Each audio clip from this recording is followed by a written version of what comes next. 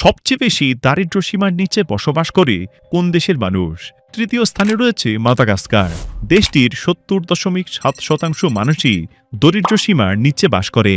দ্বিতীয় স্থানে রয়েছে ইকুয়েটোরিয়াল গিনি, যেখানে ৭৬.৮% মানুষই দরিদ্র সীমার নিচে বাস করে। আর সবচেয়ে বেশি মানুষ দরিদ্র সীমার নিচে বাস করে দক্ষিণ সুদানে। দেশটির ৮২.৩% মানুষেরই বসবাস দারিদ্র সীমার নিচে। তবে এই পরিসংখ্যান হচ্ছে জনসংখ্যার আনুপাতিক হারে।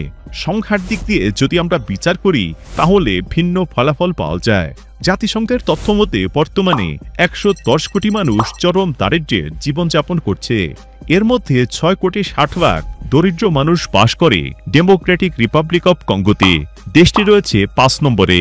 ৪-এ রয়েছে নাইজেরিয়া, যেখানে দরিদ্র মানুষ রয়েছে ৭.৪০ কোটি। তৃতীয় স্থানে রয়েছে ইথিওপিয়া। দেশটিতে ৮.৬০ কোটি মানুষ দারিদ্র্যের শিকার। পাকিস্তান রয়েছে দ্বিতীয় স্থানে। দেশটিতে ৯.৩০ কোটি মানুষ বাঁচার লড়াই করছে। আর সর্বোচ্চ ২৩.৪০ কোটি দরিদ্র মানুষ নিয়ে এই তালিকার শীর্ষে রয়েছে ভারত।